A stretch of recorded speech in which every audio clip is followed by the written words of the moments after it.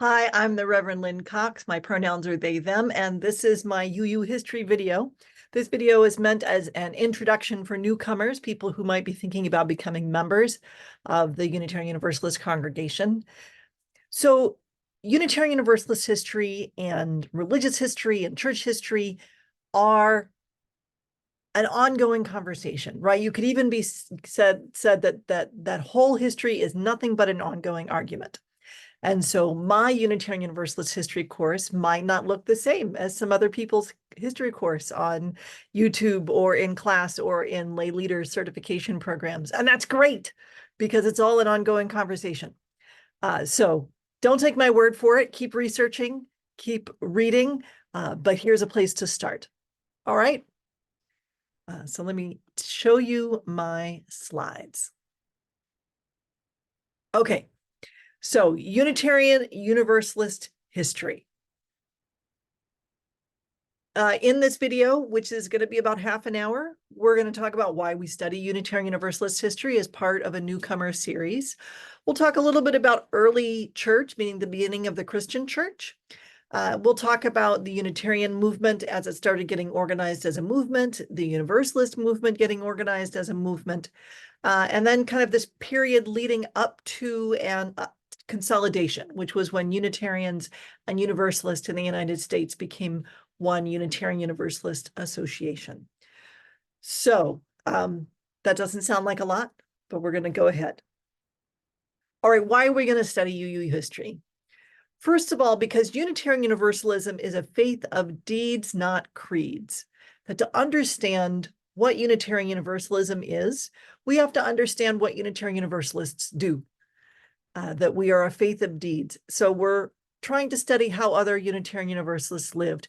Not to say that every Unitarian Universalist has lived up to our ideals or even their own ideals, but it's information about what UU lives have looked like. Second, for good or for ill, we inherit the impact of our UU ancestors' choices. So we study Unitarian Universalist history to come to terms with our legacy. And sometimes that's legacy that we can be really proud of when we want to inform us and inspire us.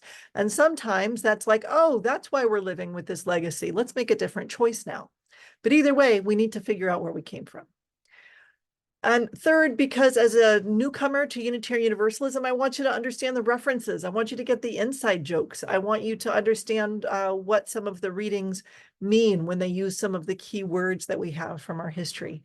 So hopefully you'll get the context that you need so that when our worship or our social justice rhetoric harkens back to history, you'll know what we're talking about.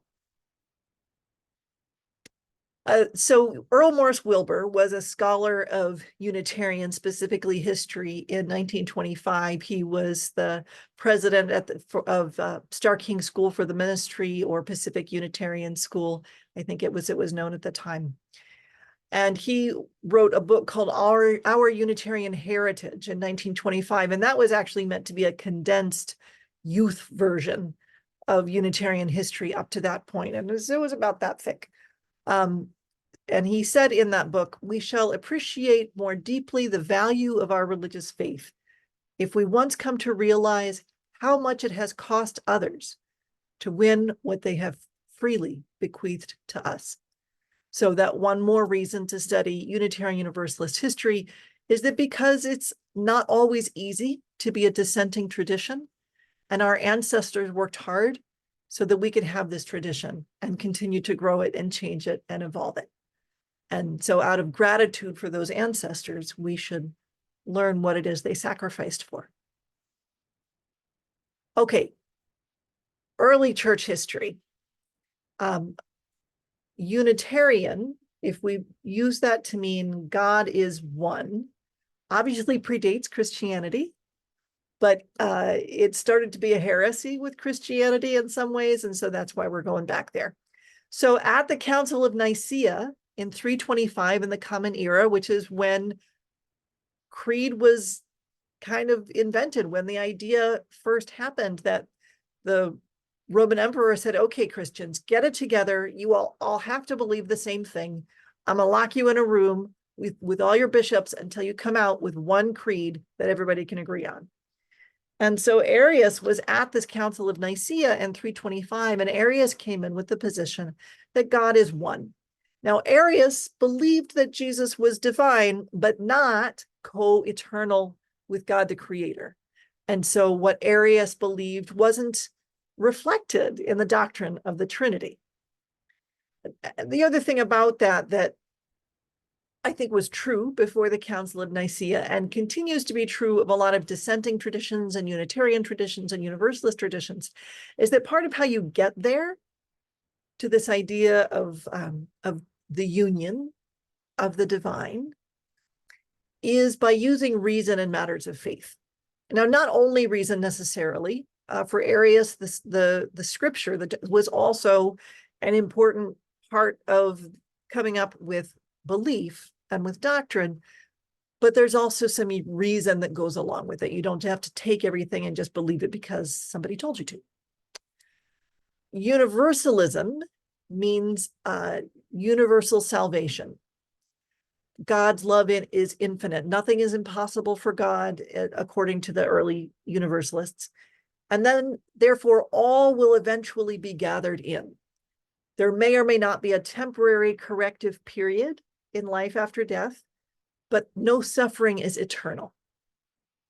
So these days, Unitarian Universalists aren't necessarily believers in God of however many parts or believers in an afterlife. They may or may not be. We do have UU Christians, we have UU theists, we have UU polytheists. And how this translates now is to believe that there's lots of truth out there and that we don't divide humanity or creation into an us versus them. We don't throw people away. Particularly, we don't throw people away because they believe something different than we do. So that's the legacy we get from universalism. So Arius and Origen of Alexandria are the two folks on this slide. Okay, and then you have a lot of history. A lot of history occurred, which we'll have to deal with at another time. So let's pick it up again in 1531, when you've got Michael Servetus. Now, Michael Servetus, or Miguel Servetus, he grew up in Spain, and everything was fine until he went to college, basically, and he learned to read Latin, and he read the Bible for himself for the first time. And he said, there's no Trinity in here. If only everybody else was as smart as me, they would figure out that there's no Trinity in here. I have to tell them. So he wrote his first book on the errors of the Trinity in 1531, and he got into a lot of trouble. And so we went into hiding, and he became a physician named Villeneuve, and he got involved in having a printing press, which was the brand new hot thing at the time. So we went into hiding for a while under an assumed name. And then he's like, you know what? My ideas have changed. I got to say more about this. And so he wrote The Restitution of Christianity. Obviously, that's a translation because his original title was in Latin, in 1553, and came out of hiding and got in even more trouble. So he was arrested by the Catholics, and they were going to put him on trial for heresy, but he escaped. And then he went to Geneva because he's like, Calvin, my buddy. Calvin is a thinker. Calvin is a dissenter. He will understand me. Calvin was not into it. So John Calvin put him in prison, and Servetus went on trial. And so after he escaped, the Catholics burned Servetus and his books in effigy. And after he was on trial in Geneva, the Calvinists burned him actually at the stake. But enough of his books were out there already that they already started being influential. Now, Servetus's version of Unitarianism isn't exactly what other people meant later in the 1500s and into the 1600s about what Unitarianism meant. And he questioned the doctrine of the Trinity. He got the ball rolling. So we definitely consider him a Unitarian ancestor. Okay, 1568, David Ferenc, or Francis David in Transylvania. Now, David Ferenc went through a couple of different religions before deciding to start talking about Unitarian doctrine. Now, at the time in Europe, whatever the religion the king was, that's the religion the kingdom was. But King John Sigismund Zapolya was like, well, let's talk about this. So he had, called together the Diet of Torda. He called together different theological debaters to come and talk about their doctrine. And what the king decided to do, none of the other European kings had decided to do at that point, which was to tolerate 4 different religions. That's not the same as tolerating all of the religions. Being Jewish, still not a great idea in Transylvania in 1568. But there were 4 acceptable religions under King John Sigismund. And that was Catholicism, Calvinism, Lutheranism, and Unitarianism. And after that, the king converted to Unitarianism. And that was great until he died in a hunting accident. And then the next king of Transylvania couldn't put that genie back in the bottle. They couldn't undo the Edict of Toleration that Transylvania had 4 different religions. But what they said is, okay, no more innovation. You can have those 4 religions, but you're not allowed to change anything else in your doctrine. And that didn't work for David Ferenc. So he kept innovating, and they threw him in prison, and he was old and quite sick at the time. And so he died in prison, basically of neglect. And the place where he died, his prison cell, is considered a pilgrimage site now. So I want you to notice this painting with this, very serious debater in the clerical robes here. I want you to notice that painting was made in 1896. It's not contemporary with Francis David, but it's the painting that we have. It's the painting that we invoke for that Diet of Torda. And then in the lower right there, we have the seal of the Transylvanian Unitarian Church with a dove, and then the circle that's around the dove. I don't know if you can see that, is a snake with the crown there. And that is from a verse in the Gospel of Matthew, "Be ye as wise as serpents and as guileless as doves." Okay, jumping ahead a little bit more. In England, there started to be a lot of people who didn't speak English, and they had what they called the Strangers' Church. And the English ruling class was getting a little bit nervous about some of the theological diversity that was coming out of the Strangers' Church. It's possible that Unitarianism had gotten in there, and that there are some links here, and a debate can be made about that. But regardless, just know that in 1689, there was a piece of legislation called the Act of Toleration that described the things that they would not tolerate in terms of religion, and including Unitarianism. Questioning the doctrine of the Trinity, not okay as far as British law was concerned in 1689. Okay, nevertheless, in 1774, Theophilus Lindsay began conducting Unitarian services at a place called Essex Street Chapel. And that's Theophilus Lindsay in the oval frame there in the lower left. And he gathered some people around him, including Joseph Priestley, who was a philosopher and a scientist, which were not actually that different in those days, and among other things. And Joseph Priestley became kind of unpopular for supporting some of the things he did, some of the theological things. Joseph Priestley also thought it was a great thing that France had a revolution and wasn't a monarchy anymore. And there were people who did not appreciate that kind of revolutionary talk. So Joseph Priestley had to flee the country in 1794 and left for America. And we'll pick that piece up in a minute. Then in 1813, the Doctrine of the Trinity Act made it okay to not believe in the Trinity. It made it legal to practice Unitarianism in Great Britain. It meant that Unitarians now could vote and hold public office and do the things that everybody else who was of whatever their social class was had already been able to do. The little test tube there is for Joseph Priestley being a scientist. He's credited with the discovery of oxygen. Okay, so on to America, the 1700s into the 1800s. So one of the first people to be noted as a Unitarian and also a Universalist was George de Benneville, Dr. George de Benneville. He emigrated to Pennsylvania in 1741. Look him up. He did all kinds of great humanitarian things, but it's just important to know that he was a supporter of the movement of Unitarianism and was a believer in Universalism. In 1787, King's Chapel, which had been an Anglican Rite chapel, decided to change their book of prayer and to be theologically Unitarian. So that is possibly the first Unitarian theologically church in America because of that conversion in 1787. And to this day, King's Chapel is still a member congregation of the Unitarian Universalist Association. They are a Christian congregation. So UU Christians hang out there. If you are not a Christian and you are a UU in Boston, trust me, you have other options. But that's a really cool part of our history.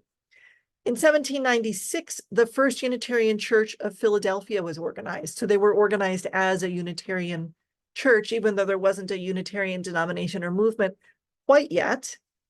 That started to happen in 1819, when some of the New England churches had broken off from the Congregationalist, what they called the Orthodox Congregationalists. And so they started to kind of begin to organize themselves informally and trade pulpits with each other. And then in 1819, what had been called the First Independent Church of Baltimore, when it was built in 1817, called a minister, Jared Sparks, and William Ellery Channing, who was the leader of the Unitarian faction in New England, traveled all the way to Baltimore to give the ordination sermon and gave the rallying cry for Unitarians in America. And he preached a sermon that was called Unitarian Christianity in Baltimore in May of 1819. So I don't know if you can see the dome at the top of the First Unitarian Church of Baltimore. It was very modern architecture and was meant to be like, neoclassical. But the problem was with that dome, the acoustics were terrible. And so one of the newspaper articles said a great heresy was preached in Baltimore, but fortunately no one could hear it. It was a 3-hour sermon, but you don't have to listen to it. You can read it. You can read it. It came out as a pamphlet that became really popular. So Channing's Baltimore sermon in 1819 is part of what helped the Unitarians get officially organized in 1825. And that's when the American Unitarian Association was established. And that the Unitarians just kept debating and arguing with each other. And that's sort of the theme for the rest of the 1800s. Ralph Waldo Emerson was a Unitarian minister before he kind of made his living as an essayist and lecturer. And Emerson was asked to deliver the graduation address for Harvard Divinity School in 1838. And he used that opportunity to critique the state of Unitarian congregations and ministry in general. And what he was trying to say is that we should have life in our congregations, that the way we worship ought to be rooted in the way we live. And the way ministers preach ought to be rooted in the way people live. And that ministers should be being in touch with the lives of their parishioners. So he was already into the critique in 1838, barely 10 years after the Unitarian denomination was founded. And then moving on, I want to talk about Thomas Starr King, who actually was both a Unitarian and a Universalist. He started out as a Universalist, and then he had respiratory illnesses. And so his doctor said, oh, you should move to California. The air is better there. So he moved to California and was serving the Unitarian Church in San Francisco. And then he kind of worked himself to death, that he he did a lot of fundraising and lecturing for the Sanitary Commission, and he did a lot of lecturing and community organizing to convince Californians to join the Union, because the other options were to join the Confederacy or to become their own country. And so Thomas Starr King convinced them to join on the side of the Union, and has given a lot of credit for that decision. But Thomas Starr King kind of showed that Unitarianism and Universalism should be connected to life and to justice. He has 2 mountains named after him because he was also really into the outdoors. One is in, I think, New Hampshire, and one's in California. Jenkins Lloyd Jones was a Unitarian minister in Chicago, and he had this idea of bringing all kinds of faiths together to talk about stuff. There was kind of some early humanist threads with Jenkins Lloyd Jones in Chicago.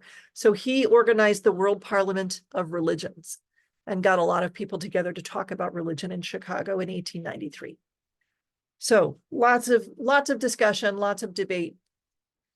I want to jump back a little bit to the Transcendentalists. So there's Emerson there in the lower center. There's Margaret Fuller in the upper right, and Henry David Thoreau in the oval on the left. And in the middle is the Dial, which was the magazine of the Transcendentalists. So the Transcendentalists thought about inherent goodness in people and in nature. They thought about direct experience with the divine. Again, not just listening to what you're told, but to experience divinity, to experience the sacred and the holy for yourself wherever you find it. And they also had this interest in studying world religions and to looking and seeing what other ideas there might be in Hinduism and in Buddhism, for instance. And so they learned a lot of languages. Their friend Elizabeth Palmer Peabody had a bookstore with lots of foreign language philosophy in it. And sometimes Margaret Fuller would get women together there to have intellectual salons so that they could have some intellectual conversation that was open to women. So you can kind of see how the Transcendentalist influence is still very real in Unitarian Universalism. And as I've said before, there are some great parts about that. And the Transcendentalists were still swimming in a sea of white supremacy culture. And there are some parts of that legacy that we're still contending with. So I'm not sad that we have Transcendentalists in our ancestry. I just want to be real about what that means for us. Okay, so that's the Unitarian side of the family tree. Now we go back to the Universalists. Remember, Universalism is all about big love. It's all about nobody getting left behind. It's all about an all-encompassing vision of this world and the world to come, if that's a thing you believe in. All right, so back to Britain for just a second. James Relly wrote this book, Union, on a treatise on the consanguinity of Christ and his church, which was a Universalist book. And James Relly moved around a lot to different churches, trying to be heard and trying to have success as a preacher. Didn't do very well as a preacher, didn't do very well as a congregational minister, but he did convert some people, including John Murray. The other thing to say about that, so James Relly had been a Methodist and John Murray also had been a Methodist. So you could argue there was some influence there in modern Universalism as a movement. Okay, John Murray. John Murray was converted to Universalism in England. And he was converted because he went to debate with someone who had left the Methodist Church, and he was trying to convince her to come back. And instead, she convinced him to be a Universalist. So then he became a Universalist preacher, and he was doing all right. But then his wife and his child got very sick, and John Murray went into catastrophic debt. And he went to debtor's prison, and his wife and his child died. And it was a tremendous personal tragedy for him. So a friend paid his way out. He got out of debtor's prison. And he was like, there's nothing for me here. I must move on to the new world, right? So then he sailed for what's going to be America. He sailed for the colonies in 1770. He was headed for New York, but the ship that he was on, called the Hand in Hand, got stuck on a sandbar off the coast of Good Luck, New Jersey. So here's our shout out to New Jersey, right? So John Murray was one of the people that got sent ashore in a little boat because the big boat was stuck. So John Murray got sent ashore on a little boat with a couple of other people to knock on some doors and see if they could get some supplies, because the big ship, they were planning to be in New York by now, and they were running out of stuff that they needed. And so one of the doors that he knocked on was the farm of Thomas Potter. And Thomas Potter had actually already been hearing a lot of theological diversity through German-speaking neighbors, and had built a chapel on his property to hear traveling preachers as they were coming through. And when John Murray mentioned that he had been a preacher, Thomas Potter is like, hey, you should preach in my chapel. And John Murray's like, no, I can never preach again. It's too tragic. And Thomas Potter said, look, your boat is going to be stuck. Your ship, the Hand in Hand, is going to be stuck. The wind is not going to shift to get your ship unstuck until you come and preach in my chapel. And so John Murray says, okay, if the wind hasn't shifted, if we are still stuck on Sunday, I will come and preach in your chapel. And the wind did not shift. And so John Murray came and did preach in the chapel. And then he's like, oh, that's right, I like preaching universalism. And so he reclaimed that part of his identity. And then the wind shifted. And then John Murray went on his way to New York and eventually ended up settling in Massachusetts. And so that is one of the ways universalism came to America. It is not the only way. One of the other ways is Caleb Rich, who came to Unitarian Universalism kind of his own accord. Caleb Rich was a country boy. He was not super educated, but he could read, and he was able to read the Bible in English. And he came to the conclusion of universalism and started preaching that. We don't have a picture of Caleb Rich. Nobody even drew a sketch of him that we know of. But he converted Hosea Ballou, who became ordained as a Universalist in 1794 and was a really important Universalist organizer after that. Another Universalist organizer that's important is Dr. Benjamin Rush, who was another founding father, and Elhanan Winchester was converted to Universalism in 1780, possibly also by Caleb Rich, I don't remember. So John Murray wasn't the only one, and isn't necessarily the first. So there are several sources of universalism in America, but the important thing to know is that universalism is at least as old as the United States on this soil. Okay, and then it kept going. The Universalist Church of America, the denomination, was officially founded in 1793, making them technically older than the Unitarians in America. Hosea Ballou, as I said, was really important. He published a treatise on the atonement in 1805 that was kind of a foundational Universalist text for a long time. In 1893, the Universalists ordained Olympia Brown, who was one of the first women to be regularly ordained with full credit of a denomination and seminary backing. She went to seminary as a Universalist. She had a hard time getting in there, but she did.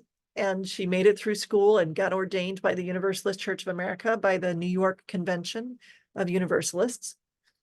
In 1889, the Universalists ordained an African-American minister named Joseph Jordan. There was also a Joseph Fletcher Jordan. So ask which Joseph Jordan if you're getting into Universalist history. Joseph Jordan not only had a church that his parishioners asked him to put together a day school for African-American children. And that school outlasted him by a generation and a half or so. So Universalism, ever broader, ever deeper. On to the social gospel movement. Now, this isn't only the Universalists, but the Universalists really got into this. The social gospel movement was an ecumenical movement to apply religious ethics to social problems. Universal education, abolishing child labor, and one of the Universalists who helped articulate the social gospel position was Clarence Russell Skinner in The Social Implications of Universalism in 1915. Another Universalist thinker, L.B. Fisher, who was a seminary professor for Universalists, wrote, "Universalists are often asked to tell where they stand. The only true answer to give to this question is that we do not stand at all, we move." So Universalists understood themselves as an evolving, growing, living tradition as far back at least as 1921. Okay, humanism. Unitarians John Dietrich and Curtis Reese, Unitarian ministers in the Midwest, started preaching humanism in 1916. And you'll notice that's also the end of World War I. And that's not coincidental, that the horrors of World War I got people to think in different ways. So then Unitarians and Universalists were some of the people who were like, tell us more about this humanism stuff. And then 34 philosophers, thinkers got together to craft the Humanist Manifesto in 1933. And out of those 7 were Unitarian ministers. 1 was a Universalist minister, and there were a couple of others sprinkled in there that might have been Unitarians or Universalists, but that's not the designation that they signed with. They signed as professors or librarians or something like that. So humanism wasn't just a force in Unitarianism or Universalism, but was really influential, particularly in the Unitarian movement, but not in the Universalist movement. Humanism made more room for Unitarian Universalism to be non-creedal. Okay, the other thing to know is about the service committees, particularly the Unitarian Service Committee. The Universalists also had a service committee. Their work wasn't quite as expansive, but they did have one. The Unitarian Service Committee started working in 1939, was formally chartered in 1940, and they were doing work to help refugees in World War II. And they were trying to get people out of Europe that were being persecuted. They were getting children out. They were getting academics out. They were getting artists out of Europe who were being sought by the Gestapo. So in addition to their direct aid, like blankets and food and things like that. So the Unitarian Service Committee created the first instance of the flaming chalice that was a symbol for our faith. Because they said, we're doing all this relief work, we need a letterhead. So they commissioned a Czech graphic designer to come up with this symbol for them, and he did. And so the flaming chalice was a 2-dimensional letterhead symbol for a long time before it became a 3-dimensional artifact in our Sunday morning worship service. That's the direction it went. You'd think it would start as the artifact and then we'd make the symbol, but the letterhead came first. And the Unitarian Universalist Service Committee is still in operation. It's a separate organization from the Unitarian Universalist Association, but they go around doing things that UUs can be proud of, advancing human rights work all over the world. Okay, leaving out a lot of stuff. In 1961, the Universalist Church of America and the American Unitarian Association became the Unitarian Universalist Association. And this had taken several years of negotiations for that time around. They had actually talked about consolidating or merging a couple of times before that. The youth organizations of the Unitarians and the Universalists preceded them to become liberal religious youth before the larger denominations merged, because the teenagers were like, we can't wait for you all. We know we're on the same page. We're doing this. So 1961, there's a picture of the ceremony of the consolidation. And also leaving out a whole lot, but I think this is as much as I can try your patience. So here we are. Unitarian Universalism in the late 20th and early 21st centuries is best known for activism in racial justice and women's rights, in environmental justice, in LGBTQ rights, and in climate activism. All of those things have in turn affected our worship services. They've all affected our communities, about who comes seeking, about how we open our doors, about who we are in coalition with in our justice work, what's in our hymnals. It's all of a piece. I will say that we have not always done everything right. And I'm going to come off share now so I can look at you about this. We haven't done everything right. In particular with racial justice, we've made some significant mistakes. And we're trying to do better. We try to learn from our mistakes. We try to learn from the wider world, and we try to keep learning. So that's Unitarian Universalist history. There is more to say. I will make available some links for other people's versions of Unitarian Universalist history. And you can also check out the Harvard Divinity School library that has a lot of things digitized, and the UU Studies Network that has a lot of people, professional and amateur, working on ongoing history projects. But I hope that was helpful to learn a little bit about who we are and where we came from. And I look forward to talking with you about it. Take care. I'll see you soon.